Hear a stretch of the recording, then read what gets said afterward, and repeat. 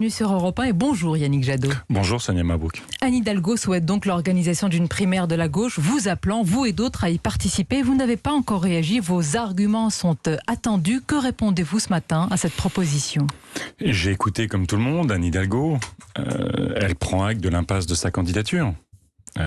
Sa difficulté à ce que les idées qu'elle porte perce dans l'opinion publique, à ce qu'il y ait une cohérence, une détermination, un espoir pour transformer la société et gagner la présidentielle de 2022. Voilà, après, il y a une volonté de sortir de l'impasse par une idée surprise, comme la personne qui présentait le journal vient de l'indiquer. En tout cas, c'est pas le choix des écologistes. Le choix des écologistes, c'est justement de rassembler très largement, nous le disons depuis longtemps, de rassembler très largement autour d'idées fortes, l'écologie, qui doit aujourd'hui s'imposer dans cette campagne présidentielle, s'imposer à l'élection présidentielle pour qu'enfin on fasse face au défi du climat, de la biodiversité, qu'on reconstruise de la justice sociale dans notre pays, qu'on remette de la démocratie Yannick Jadot, ce matin, vous le dites, quoi qu'il arrive, quoi qu'il en coûte à la gauche, vous ne participerez pas à une primaire de la gauche. Non. Quoi qu'il arrive, vous ne changerez pas d'avis. Je ne participerai pas à une primaire de la gauche parce que l'élection, c'est dans 4 mois et demi. Qu'il faut être un peu sérieux. Vous savez, moi j'ai rassemblé toute la gauche et les écologistes au printemps pour travailler un socle commun. Et je l'ai toujours dit, ce socle commun, aujourd'hui, et tout le monde le reconnaît, il doit se faire autour de l'écologie. Les écologistes ont fait une primaire. Mais vous n'avez pas le monopole de l'écologie. Jean-Luc Mélenchon pourrait vous dire, regardez mon programme, l'écologie a une bonne place. Écoutez, nous, très clairement, en fixant la France sur l'objectif de l'accord de Paris, maximum 1,5 degré de réchauffement, en luttant contre l'effondrement du vivant, la destruction de la nature, nous créons la perspective d'une réindustrialisation dans notre pays, d'une relocalisation de l'économie et d'un renforcement des services publics. Du haut de vos 7% dans les sondages, est-ce que vous estimez Sonia Mabrouk, à chaque élection, les sondeurs se plantent totalement. À chaque élection, depuis des années, ils se plantent totalement. À l'élection européenne, le matin même, ils me mettaient au moins 5 points en dessous du résultat que j'ai fait. Vous avez vu ces dernières semaines. Il y a encore quelques semaines, c'était forcément Marine Le Pen au second tour. Et puis, Zemmour au second tour. Et puis cette semaine, c'est Valérie Pécresse qui gagne 10 points en quelques jours. Tout ça n'est pas sérieux. Ce n'est pas sérieux. Tout ça n'est pas sérieux. Il faut arrêter de prendre les sondeurs pour les animateurs du débat politique. Alors restons sur le fond. La campagne ne fait que démarrer. Ma conviction, ma détermination, c'est que ce qui préoccupe profondément les Françaises et les Français, leur pouvoir d'achat, l'emploi, l'économie, évidemment le climat, la santé et la nature, est définitivement fermée, seront au cœur du débat de cette présidentielle, et les Françaises et les Français comprendront que l'écologie, telle qu'elle est aujourd'hui, sociale, républicaine, innovante, est une réponse qui peut gagner et remporter l'élection présidentielle. Puisque vous êtes avec nous jusqu'à 9h, nous allons détailler vos propositions, mais est-ce que ce matin, vous nous dites que la porte est définitivement fermée pour vous à une candidature unique de la gauche? Mais pas du tout. Mais alors comment y arriver? Mais vous voyez bien qu'il y a un constat d'échec de la candidature socialiste.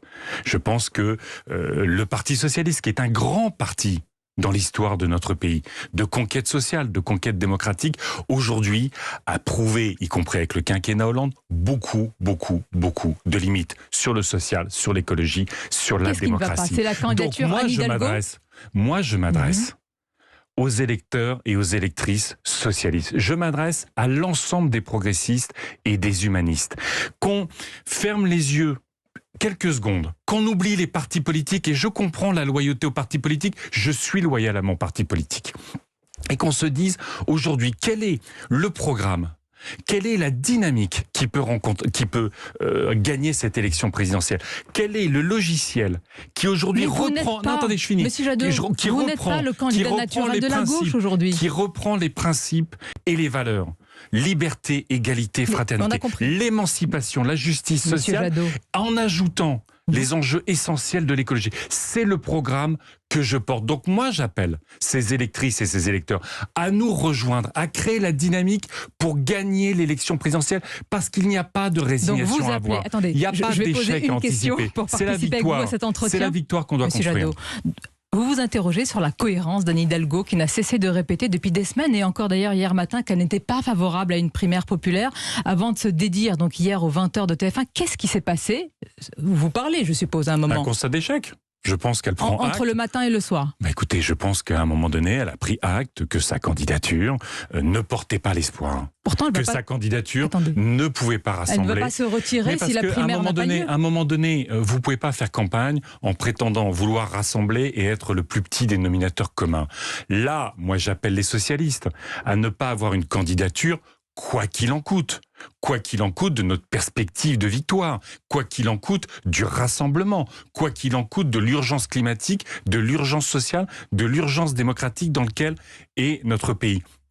Et donc, encore une fois, mais vous vous rendez compte ce matin, un électeur de gauche qui nous entend, mais il ne sait plus où il habite, il se dit mais qu'est-ce qui est en train de se passer? C'est la panique à gauche. À ces électeurs de gauche, et au-delà, parce que l'écologie, vous l'avez bien compris, à la fois prend ses racines dans ses combats pour l'égalité, dans ses combats démocratiques, dans ses combats sociaux. Mais elle dépasse ces combats en amenant la question du vivant, la question du climat et la question de l'Europe, d'autres questions. Et donc je dis à ces électrices et ces électeurs qui, incontestablement, le paysage politique est confus, je leur dis, choisissez la clarté. Mais pourquoi vous ne vous soumettez pas à une primaire ouverte? Ils auront le choix, ces électeurs socialistes. Choisissez la clarté d'un projet fort, ces électeurs cohérent, socialistes déterminé. auraient le choix lors d'une primaire. Pourquoi ne pas moi, vous y j'ai fait une primaire.